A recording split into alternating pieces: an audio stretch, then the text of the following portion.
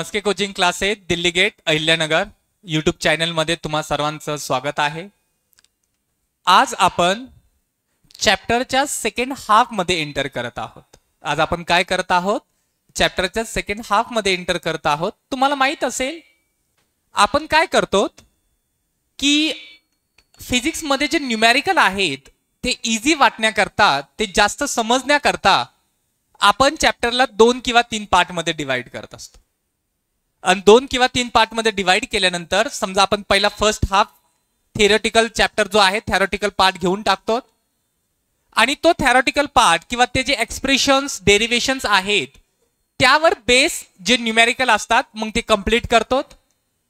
त्यानंतर आपण काय करतो, त्यानंतर सेकंड हाफ आपण थिअरी एक्सप्रेशन डेरिव्हेशन घेतो, मग त्यावर डिपेंड आहे ते घेतो। असा आपण सिलेबस कंप्लीट करत असतो। याच्याने काय होतं की रिसेंटली जे टॉपिक झालेले आहेत ते जास्त समजून येतात, ते जास्त कळतात। न्यूमेरिकल जे आहेत, न्यूमेरिकल पहिल्यांदाच मुलांना थोडेसे टफ जातात ॲज कम्पेअर टू थिअरी, पण खरं पाहिलं गेलं तर आपल्याला हे थिअरी हीच अवघड गेली पाहिजे as compare to numerical. Numerical हा सोपा पार्ट आहे फिजिक्सचा, पण बरेचशा मुलांना हे उलट यासाठी होतं की बरेचशा वेळेस lack of knowledge, lack of practice. Numerical म्हणजे प्रॅक्टिसचा भाग आहे, तुम्हाला प्रॅक्टिस करणं हे महत्वाचं आहे।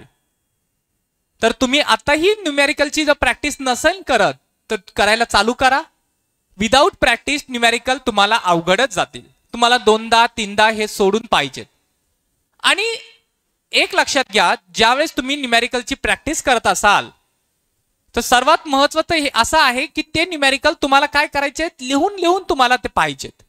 बरेचशा वेळेस न्यूमेरिकल काय, जसं आपण थिअरी वाचतो, ठीक आहे थिअरी कशी आपल्याला समजली, ठीक आहे, पण तसेच तुम्ही न्यूमेरिकल हे करतात। न्यूमेरिकल तसा पार्ट नाहीये, न्यूमेरिकल तुम्हाला सोडून सोडून पाहायचंय।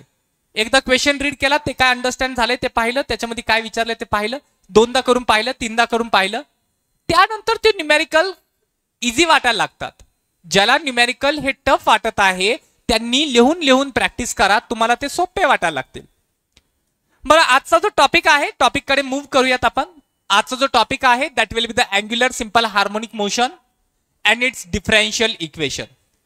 बरं, आपण पाहत आहोत नेमकं अँग्युलर सिंपल हार्मोनिक मोशन काय आहे, that will be the angular simple harmonic motion काय आहे आणि त्याचे डिफरन्शियल इक्वेशन आपण इथं काय करणार आहोत, डिराइव्ह करणार आहोत। We are derive the equation for differential equation of simple harmonic motion. Simple harmonic motion, angular simple harmonic motion करता डिफरन्शियल इक्वेशन आपण पाहणार आहोत। बरं, सर्वात महत्वाचं हा जो टॉपिक आहे रिगार्डिंग HSC बोर्ड एक्झाम 2026 अत्यंत महत्वाचा वाटत आहे। 2022 ला आलेला आहे 3 मार्काला क्वेश्चन पाहिला आपण, तसाच 2010 ला पण आलेला आहे, 2009 ला आलेला आहे, गेले 25 वर्षात 3दा विचारलेला आहे। त्यामुळे अशा प्रकारचे टॉपिक्स हे विचारले जातात, वारंवार विचारले जातात। तर लक्षात ठेवा हा टॉपिक जरा महत्वाचा आहे। आपण IMP नसेल केलं तर IMP करून घ्या। HSC बोर्ड एक्झाम मध्ये हा येणार आणि आला तर कसा येणार तो पण तुम्हाला क्वेश्चनचा फॉर्मॅट दिलाय। आपण जो क्वेश्चनचा फॉर्मॅट देतो नियरली तसाच फॉर्मॅट आपल्या बोर्ड एक्झाम मध्ये तो येतो। आपण पाहिलेत बोर्डाचे एक्झाम्स वगैरे आपण पाहतो तर असाच फॉर्म मध्ये येतो। आणि फिजिक्सची परीक्षा पण आहे, या आठवड्यात फिजिक्सची परीक्षा आहे। मी तुम्हाला जे इम्पॉर्टंट दिलेत तशाच प्रकारे तेच येण्याची शक्यता दाट असते, व्यवस्थित करून जा।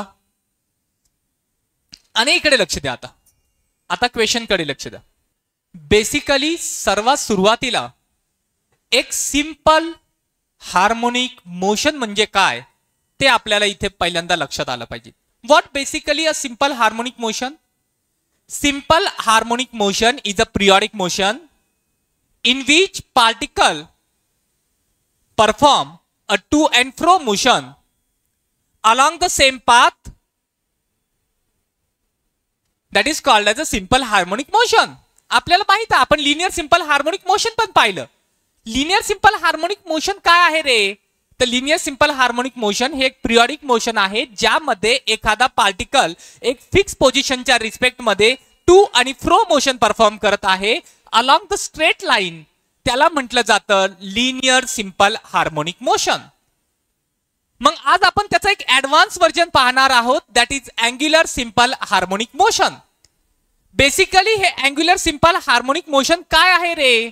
तर अँग्युलर सिंपल हार्मोनिक मोशन हे पण एक पिरियॉडिक मोशन आहे, ज्यामध्ये आपला पार्टिकल एक फिक्स पोझिशनच्या रिस्पेक्ट मध्ये तो काय करणार आहे, तो एक अँगल मध्ये डिस्पर्शन करणार आहे, एक अँगल मध्ये मूव्ह करणार आहे टू अँड फ्रो,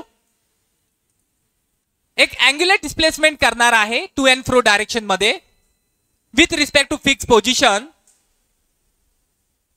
ज्यामध्ये आपला रिस्टोरिंग फोर्स आणि आपला डिस्प्लेसमेंट हे दोन्हीही अपोजिट डायरेक्शन मध्ये असतात.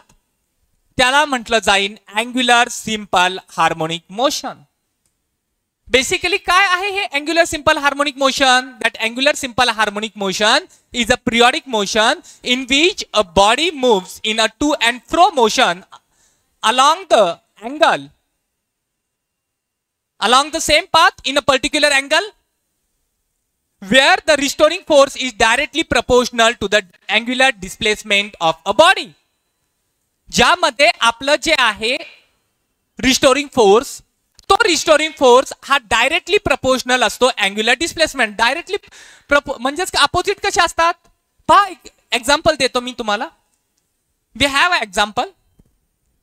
समजा याला आपण कन्सिडर करायसाठी काय घेतलं, वी आर कन्सिडर स्ट्रिंग. आपण एक दोरी कन्सिडर केली and one end of a string is attached to the rigid support and other end is attached to the disc at the center, and we rotate that disc. There is some angular displacement by holding our rim. We twist that disc. While we are twisting the disc, we are observed that our wire or that string is also get twist. We are twisting our disc at the some angle and release it. After releasing, we are observed that our disc can move in some angular displacement. There is an angular displacement performed by the disc. काही गोष्टी आपल्याला इथे लक्षात घेतल्या पाहिजेत. पहा, मी एक demonstration example घेत आहे. पहा, मी काय घेतलं, सगळ्यात सुरुवातीला एक रिजिड सपोर्ट घेतला.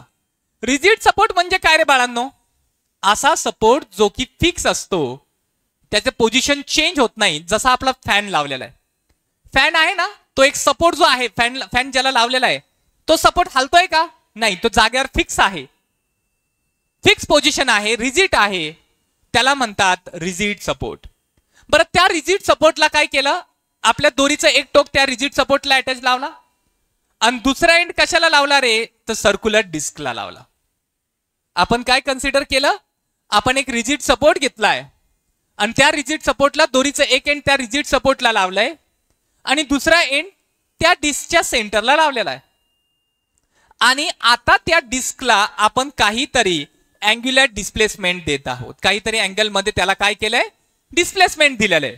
जसंच आपण त्या डिस्कला काहीतरी अँग्युलर डिस्प्लेसमेंट देतो आणि त्याला आपण सोडतो, तिथून त्याला रिलीज करतो. रिलीज केल्यानंतर ती डिस्क काय होणार, जसंच त्याला अँग्युलर डिस्प्लेसमेंट देतो, तर हे जे आपली दोरी आहे ना, ती दोरी पण काय होईल, ती ट्विस्ट होईल, ती पण मुडपली जाईल, ती पण ट्विस्ट होईल. पण जसंच आपण ते फोर्स सोडणार, ती दोरी काय करणार, त्याच्या स्वतःच्या जागेवर यायचा प्रयत्न करेल आणि त्याच्यामुळे त्याचं डिस्प्लेसमेंट इकडे होईल. म्हणूनच रिस्टोरिंग फोर्स आणि डिस्प्लेसमेंट, ती दोरी जी ट्विस्ट होते, ते ट्विस्ट झाल्याने त्या दोरीवर काहीतरी रिस्टोरिंग फोर्स आहे आणि त्याच्याने ती काय करते, ती अपोजिट डायरेक्शनने डिस्प्लेसमेंट होत आहे. हे आपल्याला इथे लक्षात घेणं गरजेचं आहे. आपल्याला जर पाहायचंच असेल तर आणखीन एक आपल्याला एक्झाम्पल पण आहे. आपण कन्सिडर करतो, this is my fix position, rigid support आहे, हा न हलणारा सपोर्ट आहे, हा फिक्स पोझिशन आहे, ही माझी दोरी आहे आणि असं कन्सिडर करूयात, हे माझी काय आहे, दिस इज अवर डिस्क, हे डिस्क आहे माझी. बरं, डिस्क आहे आणि मग मी काय करत आहे, ही डिस्क आहे, ही तर ऍक्च्युली अशी आहे, उभी राहते, इथं स्टेबल आहे. पण मी काय करत आहे, याला डिस्प्लेसमेंट, मी एक अँगल मध्ये त्याला काय करतो, ट्विस्ट करतोय. ज्यावेळेस मी याला अँगल मध्ये ट्विस्ट करतोय, ऍक्च्युली ही दोरी ट्विस्ट होत आहे.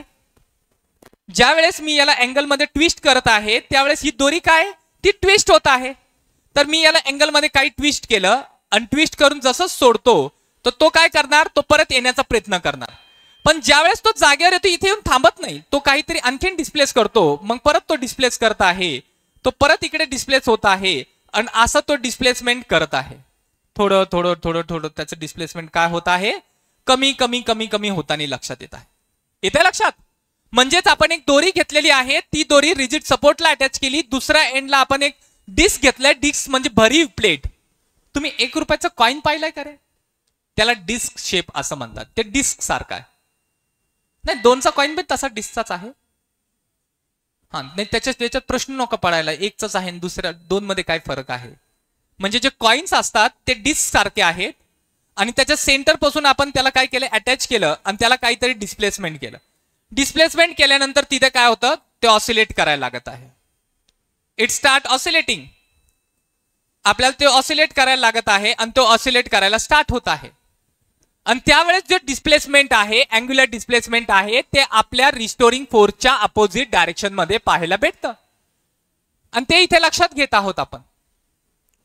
मग आता मी काय करत आहे, मी एक काय केलं, rigid support, we are consider this is rigid support. त्या रिजिड सपोर्टलाच आपल्या दोरीचं एक एंड लावलं, दुसरा एंड आपण डिस्कला लावलेला आहे, त्याला काहीतरी टॉर्शनल ऑसिलेशन देत आहोत, त्याच्यामुळे काहीतरी टॉर्क ऍक्ट होत आहे आणि आपला जो टॉर्क आहे तो डायरेक्टली प्रपोर्शनल आहे आपल्या अँग्युलर डिस्प्लेसमेंटला. Means that torque is directly proportional to the angular displacement. आपला जो टॉर्क आहे, दॅट टॉर्क, हा जो सिम्बॉल आहे ना, याला टाऊ म्हणतात. काय म्हणतात? टाऊ. ठीक आहे, that will be the this symbol is called as a tau and directly proportional to the angular displacement आहे. आणि ही नेगेटिव्ह साइन अशी इंडिकेट करते आपला टॉर्क आणि displacement they are in a opposite direction.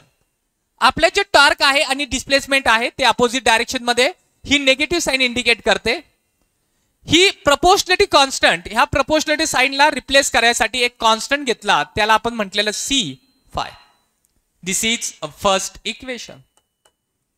ही आपली पहिली इक्वेशन आहे, आपण इथे कन्सिडर करत आहोत. आणि तसंच आपलं जे टॉर्क आहे तो काय असतो रे, that will with the I, that will with the I theta. आणि त्याला इथे आपण लक्षात घेत आहोत, the torque is equal to I आणि अल्फा. अल्फा म्हणजेच काय रे, that is a angular acceleration. Alpha म्हणजेच काय, अँग्युलर ऍक्सलरेशन. इक्वेशन 1 आणि इक्वेशन 2 आपण पाहत आहोत. बाय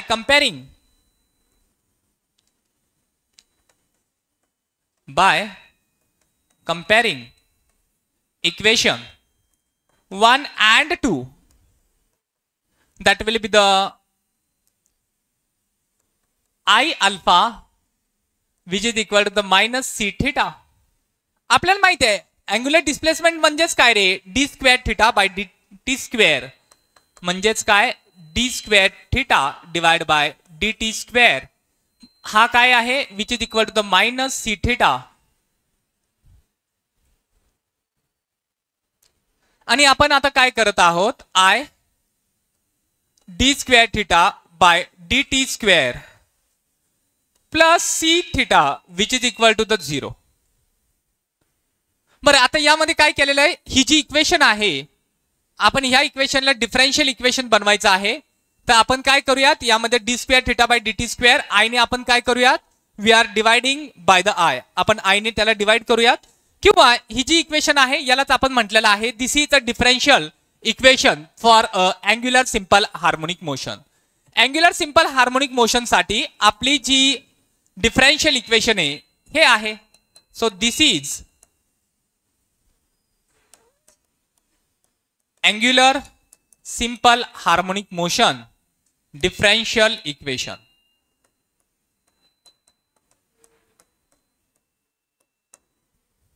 ही आपली डिफरन्शियल इक्वेशन आहे अँग्युलर सिंपल हार्मोनिक मोशन साठी.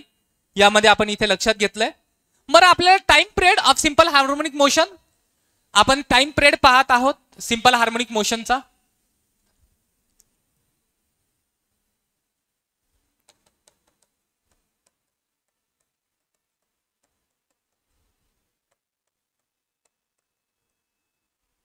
simple harmonic motion is t which is equal to the 2 pi under root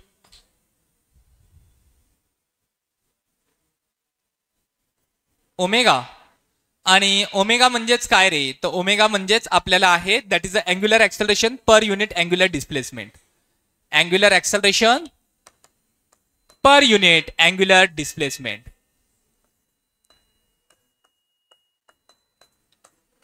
acceleration per unit angular displacement. ठीक आहे, इथं आपण हा टॉपिक आपला इथे थांबवतो. आपण लक्ष द्या इकडे, मी एकदा समजून सांगतो. लिहायचं कसं आहे मी सांगतोय, एक मिनिट थांबा, एकदा समजून घ्या यामध्ये काय आहे. बरं, सगळ्यात सुरुवातीला मी तुम्हाला सांगितलं की अँग्युलर सिंपल हार्मोनिक मोशन म्हणजे काय. Basically angular simple harmonic motion हे एक पिरियॉडिक मोशन आहे ज्यामध्ये आपला particle to and fro motion perform करत असतो along the same path in a angular form. Angular displacement पाहायला भेटतं आपल्याला. आणि यामध्ये दुसरं काय आहे, टू अँड फ्रो मोशन आपल्याला पाहायला भेटतं in a particular angle. Torsional oscillation आपल्याला त्याचं एक्झाम्पल आहे. आणि त्यासाठी आपण काय कन्सिडर केले, we are consider a rigid support and one end of an string is connected to the rigid support and other end is connected to the disc. when we twist when we give a displacement angular displacement to the disk and release it, जसं आपण त्या डिस्कला काहीतरी angular displacement देतो आणि त्याला आपण काय करतो, त्याला रिलीज करतो, तर तो काहीतरी अँगल मध्ये काय होते, मूव्ह करते, डिस्प्लेस करते. आपल्याला असं लक्षात येत आहे की आपला अँग्युलर डिस्प्लेसमेंट आणि रिस्टोरिंग फोर्स ते अपोजिट डायरेक्शन मध्ये आहे. तसंच that will be the torque, that restoring force, that torque is directly proportional to the displacement and negative sign indicate that the torque and displacement are in opposite direction. आपले torque आणि displacement कसे आहेत, ते opposite direction मध्ये असं लक्षात येत आहे. बरं, ही जी प्रपोर्शनलिटी साइन आहे ती रिप्लेस करायला आपण काय घेतलं, एक सी कॉन्स्टंट घेतलाय, the tau which is equal to the minus C theta. ही इक्वेशन 1 झाली. आपल्याला मुवमेंट ऑफ इनर्शियाच्या फॉर्म मध्ये पण माहित आहे that movement of inertia, the torque acting on a movement of inertia that is a tau which is equal to the I alpha. I हा movement of inertia आहे आणि alpha हा angular acceleration आहे. That is a, आपण equation 1 आणि 2 ला आपण compare करतो. या दोघांची लेफ्ट हँड साइड सेम आहे, राईट हँडला इक्वेट केलं, ही इक्वेशन आली. अल्फा म्हणजेच काय, d square phi by d t square, आणि आपला हा जो मायनस सी थिटा आहे तिकडे आला तर ही जी इक्वेशन आहे this is called as equation for angular simple harmonic motion. बरं, आता याचा पिरियड फाइंड करायसाठी आपल्याला माहिती आहे T is equal to 2 pi by omega. Omega म्हणजेच काय, angular acceleration per unit angular displacement, हे आपल्याला इथे लक्षात येत आहे. बरं, याला लिहून घेत आहोत आपण.